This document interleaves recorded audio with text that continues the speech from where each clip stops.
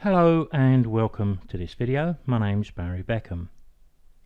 The subject here is Adobe's Bridge, and in this video we're going to take a look at batch processing. Now there are times when only a single image process will meet our needs, but not always. Adobe's Bridge does allow us to transfer the editing we've done with just one image onto 10 or 1,000 others, all in one go. Now when we do decide to transfer the edits we make from one image to others, there's going to be times when we may wish to use 100% of those edits or changes, but there's going to be other times when perhaps we can use 50 or 70% and use those edits as a starting point. Either way, great savings in time are available with Bridge. One of the options we have is to apply common changes that we find we need to make every time we edit an image, like lens corrections, for example. Now my son recently spent some time visiting Australia, and I did a lot of image editing of his raw images so he could take them back home to the UK fully edited. So let's take a look at this process by quickly creating a preset group of edits in Adobe Camera Raw. Then we can apply them to a batch of images within Bridge. You can see from the batch of images I'm using to demonstrate that the first 7 of these are all similar in tone. That's this one to this one. Now they were taken around 5:15 PM. and the next batch was shot around 6:30 at a different location. Those 9 images, as you can see here, are also pretty similar in tone. What I need to do to make a start is to open up one of the images into Adobe Camera Raw. Let's start with one from the top batch of 7, and we'll double click to open this up into Camera Raw. So the aim of the exercise here is to create a preset in Adobe Camera Raw. Now I would be starting with my lens corrections, and I would be ticking the box to remove chromatic aberration, and also ticking the box to enable profile corrections. Then I'll go back to my basic tab. I would almost certainly be giving a bit of clarity. You can see by the histogram at the top that I need some whites, and I need some blacks, and I certainly need some color.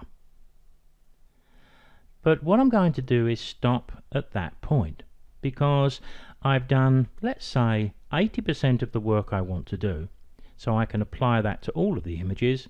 But if I do want to continue and do something slightly different with each one, then of course I can do so, because we're working with raw files. Now I need to go to my presets and create it. So up at the top right, this is the icon we're looking for, second from the right. Click, and down the bottom we're going to click the little turned up square there, and we get the opportunity to save the preset we've just made. Now I'm going to leave all of these ticked, but you can see you've got lots of opportunity here. But I'm going to keep things simple, and I'm just going to say Storm 1 is a good name for the first few images, because sometimes we make presets that we may keep for some time. Other times we make presets that we may only use for a single editing session. So I'm going to click OK to create that, and you'll see it appears down here as a user preset. Now I want to be able to view this change in Bridge. To do that, I need to click the little star here to make this into a favorite. Now when I do that, it'll appear in my favorites, and if I open the favorites you can see them. So I'm going to click Done here. But what I'm also going to do is to close down Bridge and relaunch it, because sometimes the relaunch process reads the changes we've just input.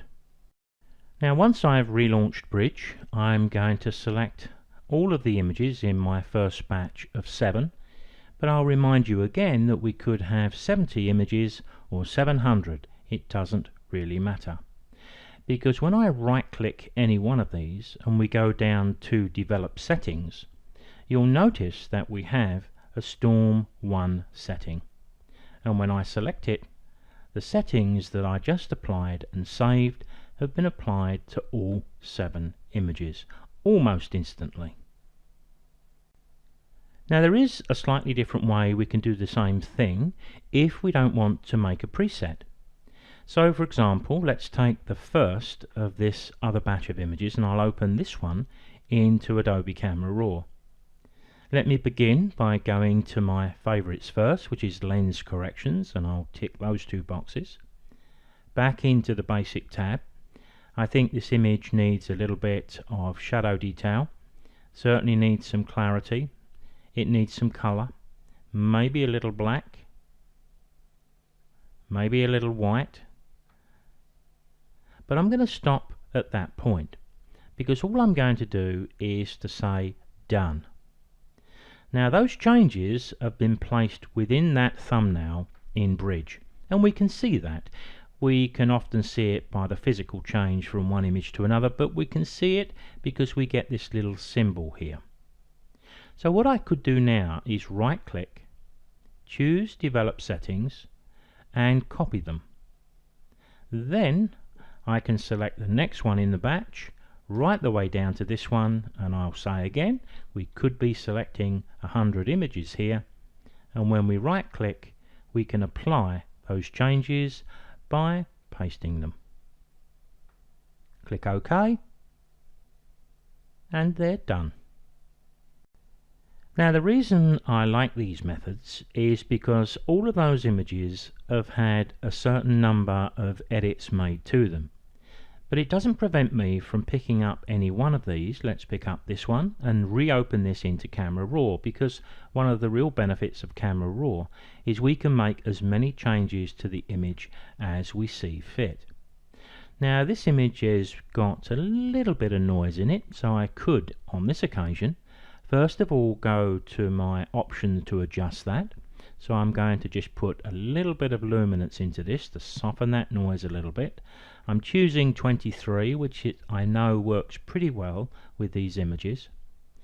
But going back to my basic tab, I'd like to lighten the foreground and darken the sky, so there's nothing stopping me from maybe putting a graduated filter on the foreground, and perhaps I don't want quite as much as that, but certainly I want a little more, maybe even a little saturation, and then another in the sky because I want to bring the sky down. I'll double click the shadows to give a bit more power. So I've added my presets, I've batched process, but I can still open up any of those images and make further adjustments to them. If you've enjoyed this video, and you've reached the end of it, so I must assume you have, then come to our website and check out a series of videos we've created called Photoshop for Photographers. If you're watching on YouTube, check out the links below which will take you directly to Photoshop for Photographers, and remember to subscribe.